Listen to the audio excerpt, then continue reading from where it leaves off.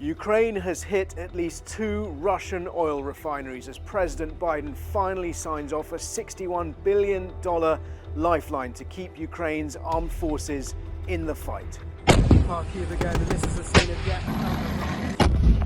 We're in Kharkiv again. My name is Jerome Starkey. I'm the defence editor of The Sun newspaper, and this is Frontline, your weekly roundup of the most important news from the war in Ukraine. We're going to start with that American aid bill because as we speak, the first weapons from America are due to be arriving in Ukraine after a months-long deadlock in Washington finally came to an end. Hard to overstate how important that is. $61 billion of American military aid is on its way to Ukraine. Kyiv has been waiting for that since December, but it's been held up by Republican opposition in the House of Congress. The Republican Congress leader, Mike Johnson, backed down at the weekend. The House of Representatives voted it through. It then went through the Senate and it was signed off finally by President Biden in the White House, who said that America had finally risen to the occasion, but he stressed the need to move fast. And the message from his national security spokesman was that the situation in Ukraine was pretty bleak.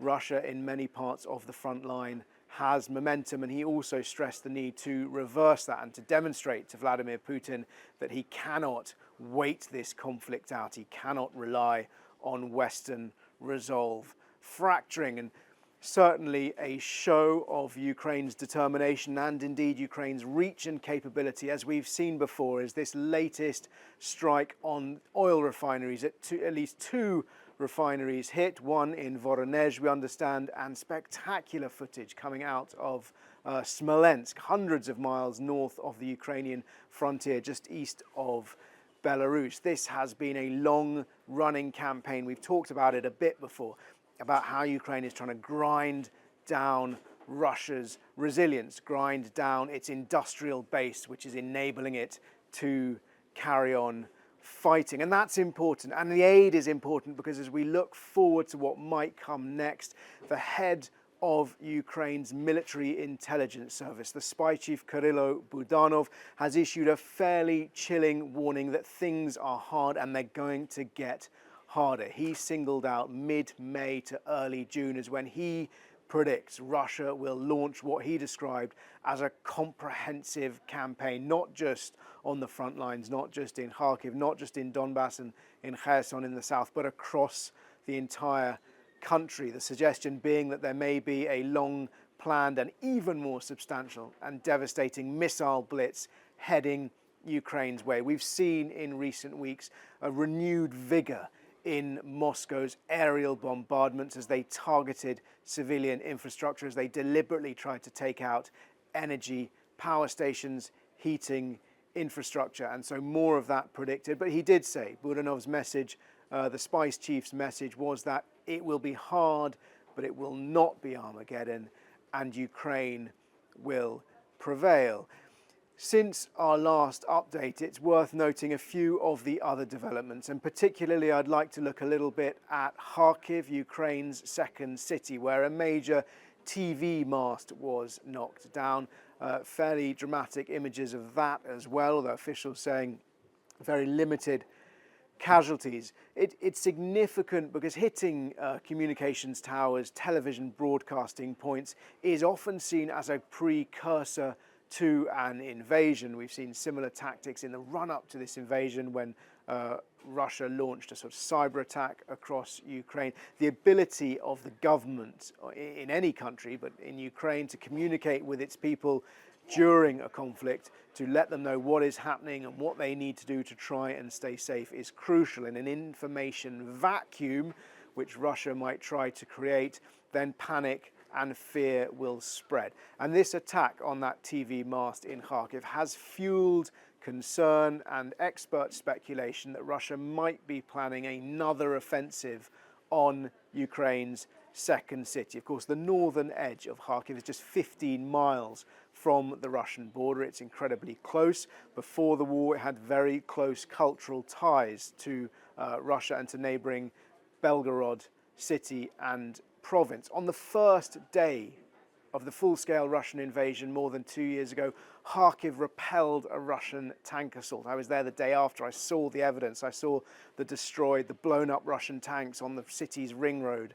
But since then, since that day, Kharkiv has endured almost non-stop daily and nightly missile and drone bombardments. It has borne the brunt of Russia's fury. But the city has shown extraordinary resilience. I mean, resilience that we've seen across Ukraine, but the last time I was there, children were going to school in the metro stations, these spectacular, beautiful, beautifully built metro underground stations in Kharkiv had been transformed into classrooms, a platform subdivided into 5 or 6 classrooms. That's the sort of things people in that city have done to endure, to survive. But recently, the attacks on the television mast, before that, attacks on energy infrastructure have raised concerns that something more could be coming. Of course, we also have to understand that Russia would be deliberately ahead of any offensive trying to disguise where that attack might come, and any focus on one particular area could in fact be a diversion. But nonetheless, there is concern that Kharkiv may soon face a renewed offensive, and it's worth us keeping an eye on what's happening there. A couple of other things worth noting. The Ukrainians have managed to shoot down a Tupolev 22M strategic bomber. Now, Britain's Secretary of State for Defence, Grant Shapps, called this an immense breakthrough, and Britain's Defence Intelligence Unit said it was almost certain that this plane was shot down by an S-200 air defence missile. This is significant. It was the first time this kind of aircraft had been shot down. These are strategic bombers, long-range bombers that have sweep-back wings, a bit like the old RAF Tornadoes, that their wings can move positions depending on what role they are performing. And significant, this description of the S-200 missile being involved, because that's an old Soviet-era missile that Ukraine has in its arsenals. Indeed, that maybe more of those weapons available, not just in Ukraine's arsenals, but around the world from militaries that used or use Soviet manufactured weaponry, and significant that they've managed to repurpose it, or at least engineer it, fire it in such a way that can hit a high-value Russian target.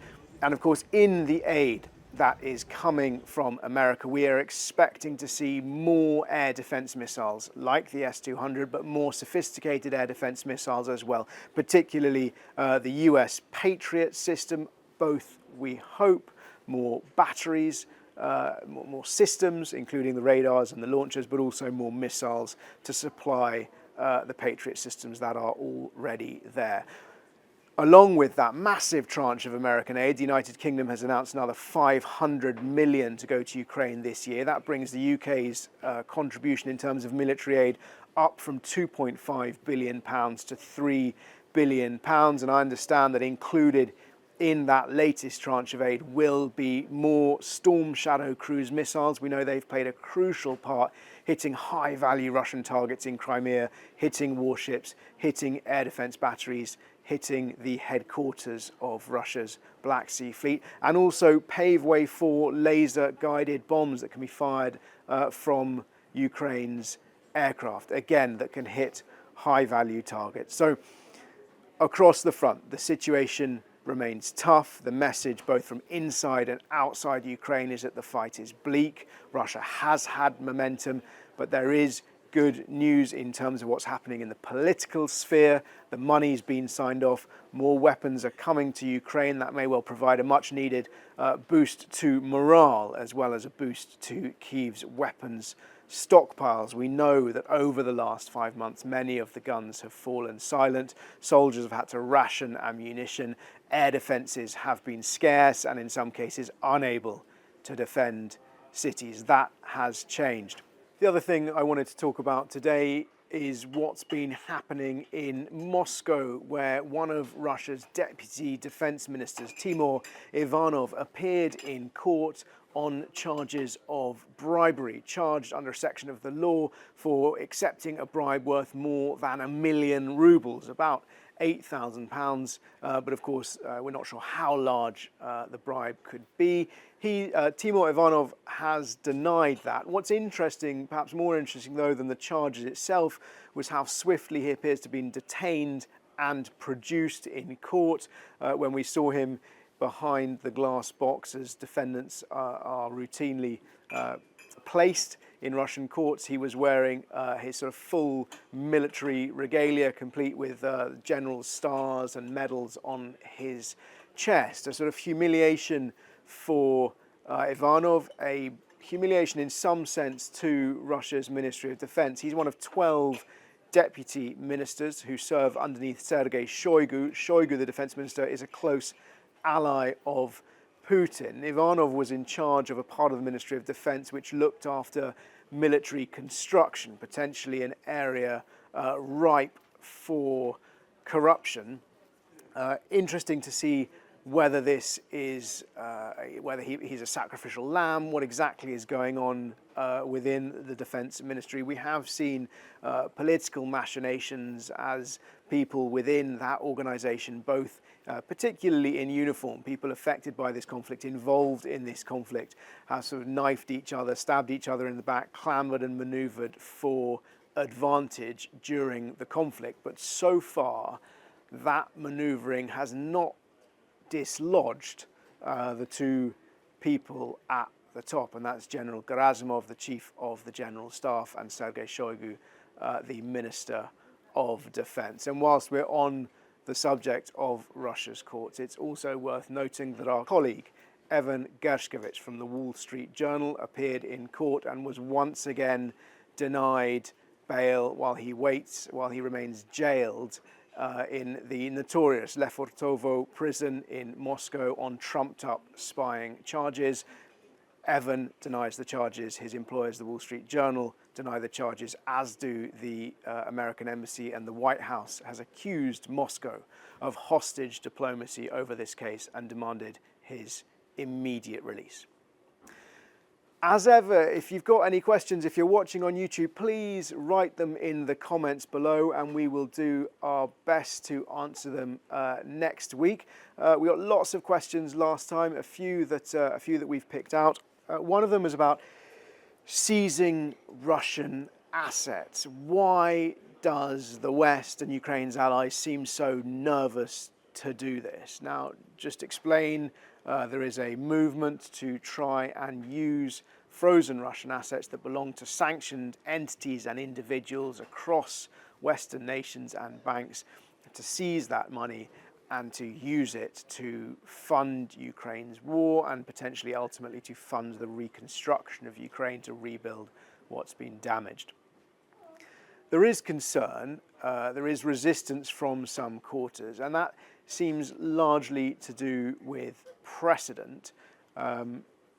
Many of the countries which hold these assets, including the City of London, including Swiss banks, are nervous that if they were to seize Russian money, then that, what precedent does that set for their own investments overseas, and crucially, will it deter other foreign investors from investing in their territories in future? Now, there is solid counter arguments for that. The direction it seems to be going at the moment is the momentum, most likely at the sort of first stage, would be to use the interest payments on these sanctioned entities and use that money rather than the capital itself. And I think my understanding is that can be justified because the interest payments to sanctioned entities are potentially illegal because you can't do business, you can't pay a sanctioned individual or an entity, and therefore that interest is not accruing, or at least not accruing to those people and to those companies. So that might be where the first finance from seized Russian assets comes from. But the resistance to it, the concern is about setting precedents and deterring international investment in Western institutions in future.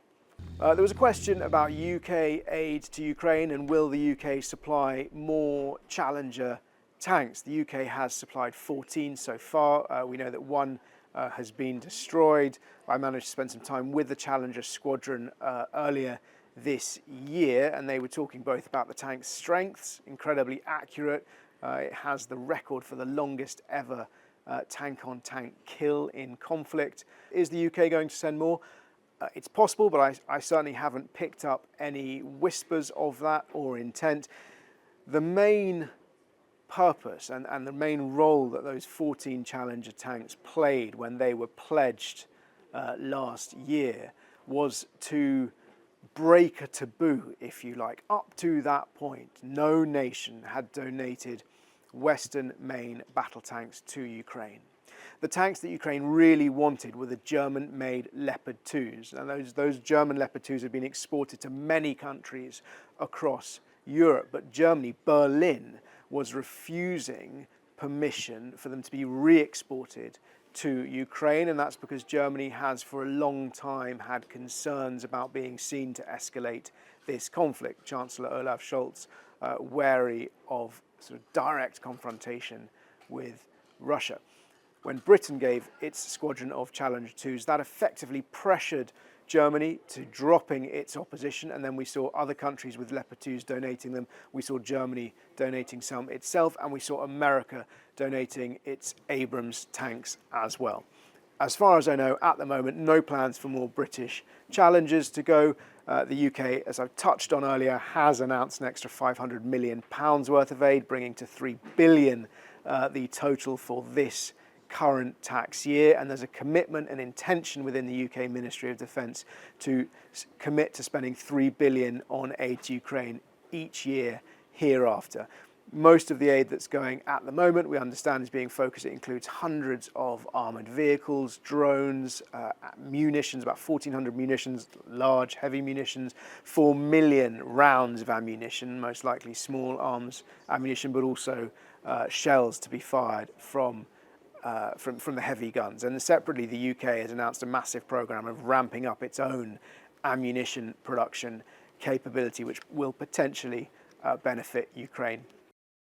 Final question, also about weapons supply, is are Ukraine's allies buying weapons off third countries? And the person writing this question mentioned Turkey.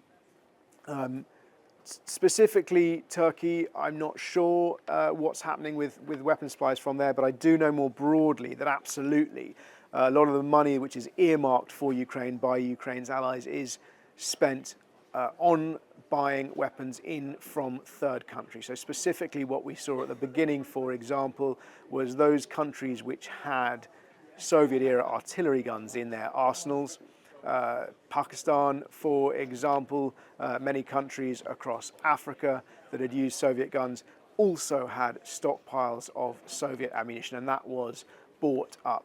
At the moment, there are ongoing discussions about where to source Patriot air defense systems from. That's what Ukraine most desperately wants, is these sophisticated air defense systems to protect its skies. And within Ukraine's allies, I know there are discussions working out, who has them and who can spare them. And those conversations tend to come down to, were one country to donate its air defences, could another, a neighbour or an ally, supplement it? And for example, that is why you've seen the UK early warning radars, the Giraffe radars deployed to Poland to bolster its defences and its situational awareness as it sits on Ukraine's western border. That's all today. Thank you for watching. As I said before, if you do have questions, please write them in the comments below. One last thing I was going to comment on, a lot of your comments from last week's episode were discussing the use of careering towards or careening towards, when I talked about careering towards World War III. My understanding, and to the pedants, is that both words can be used accurately. Careening initially refers to as a word that was to bring a ship out of water. Careering, although it does describe our career paths these days, originally, according to the Merriam-Webster American Dictionary, was a medieval word that traces its roots to jousting and the journey of a jousting knight. I hope very much that we are neither careening nor careering to World War III, but as those of you who watch this programme know, it remains a real risk given the state of what's happening in Ukraine and elsewhere in the world. Thank you again. If you do have questions, please write them in the comments and we'll try and answer them next week.